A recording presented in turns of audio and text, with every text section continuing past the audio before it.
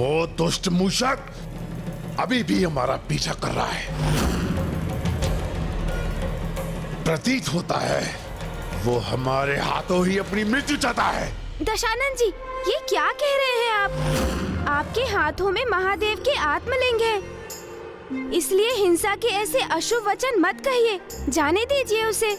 होगा कोई अज्ञानी मूषक जिसे इतना भी ज्ञान नहीं कि कंकड़ पत्थर के मध्य से निकलने पर बहुत ध्वनि होती है।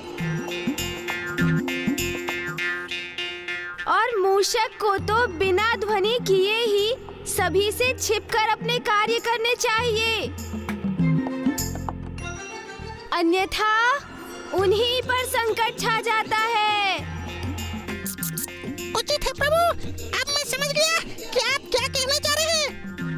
आप इतनी सावधानी से आगे बढ़ूंगा कि दशानन तो क्या, आपको भी क्या तय होगा कि कहाँ हूँ मैं।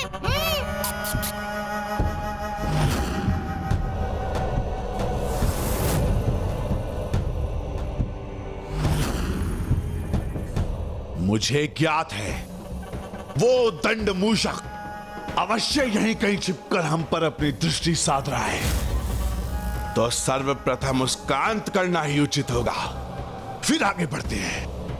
लंकेश जी, एक छोटे से तुच्छ से मूषक के ऊपर इतना समय व्यर्थ करने का क्या लाभ दशानन जी?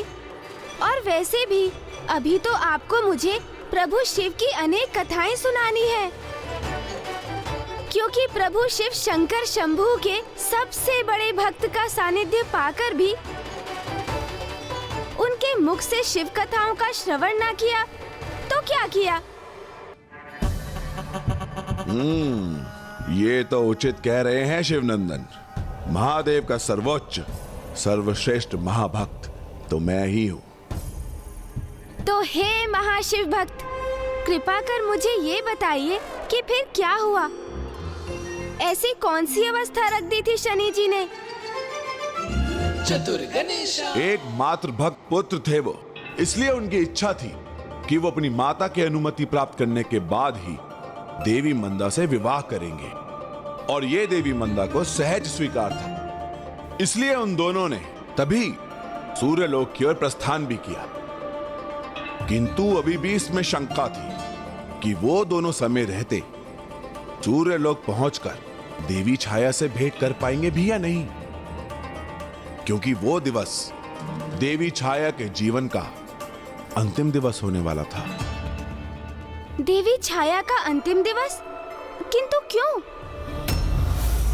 देवी संज्ञा अपने ही ग्रस्त जीवन में अपने ही छाया के प्रभाव से दुखी होकर पीड़ा का अनुभव कर रही थी, क्योंकि वो अपने स्वामी सूर्यदेव के प्रति जो भी दायित्व निभाने के लिए प्रेरित होती, उन दायित्वों को देवी छाया देवी संज्ञा से पूर्व ही संपन्न कर देती।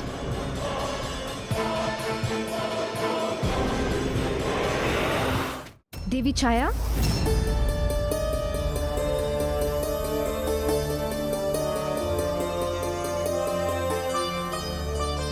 जो वचन आपने मुझे दिया था, आपको स्मरण है ना?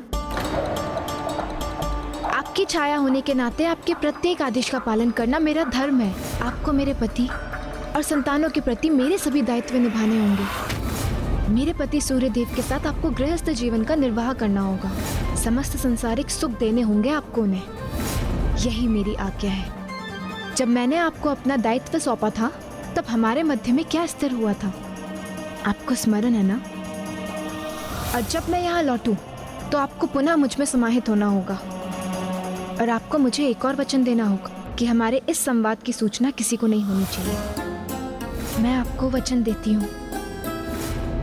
मुझे स्मरण है देवी संज्ञा।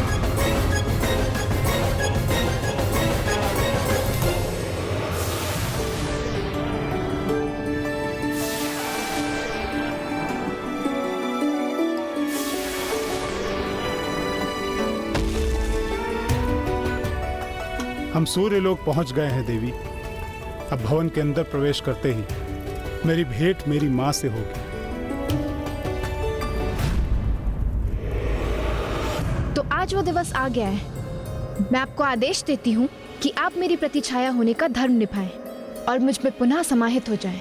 मेरे समस्त आदेशों का पालन करने का वचन दिया था आपने, जिसे आप कदापि भंग नहीं कर सकती।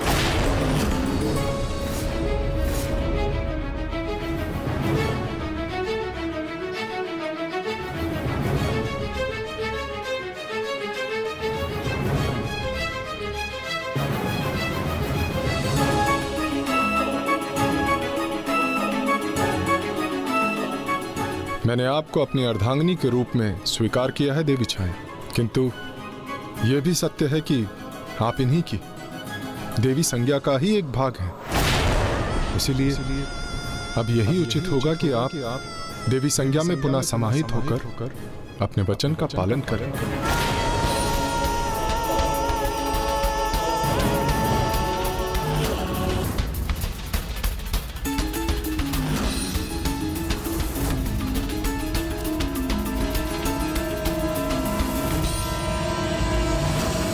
स्मरण कीजिए देवी छाया, स्वयं कहा था आपने कि मेरे आदेश का पालन करना ही आपका धर्म है। अब उस धर्म का पालन कीजिए।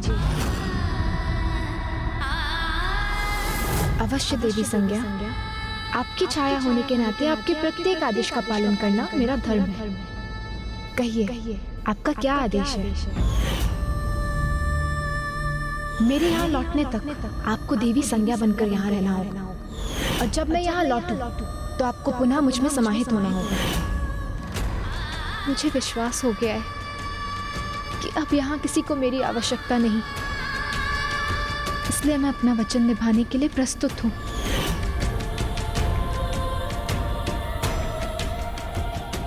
माँ, मैं छाया पुत्र शनि अपनी माता का अधिकार और उनका श्रेय उन्हें दिलाने आया हूँ। जाओ, किसी निर्जल स्थान में जाकर ध्यान करो, तपस्या करो और अपने क्रोध को शांत करो। तब मेरे पास लौट कर आना और इन्हें अपने पिता के रूप में स्वीकार करना।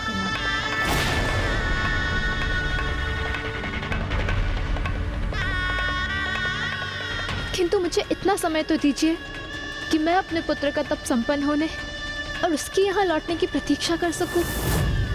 मुझे आभास हो रहा है कि वो शीघ्र ही यहाँ लौटने वाला है।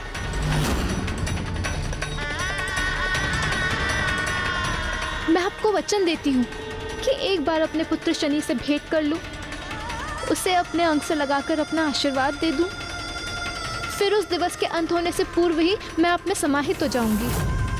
किंतु आपका पुत्र शनि आपको कहीं जाने नहीं देगा। यदि उसके आने के उपरांत आप उसके समक्ष मुझ में समाहित होंगी तो वो आवेशित हो उठेगा। पूर्व में आपके अपमान के भान से विचलित होकर उसने क्या किया था इसका तो आपको ज्ञान है ना, और वो पुनः मुझे अपनी माता और स्वामी को अपना पिता मानने से अस्वीकार कर देगा।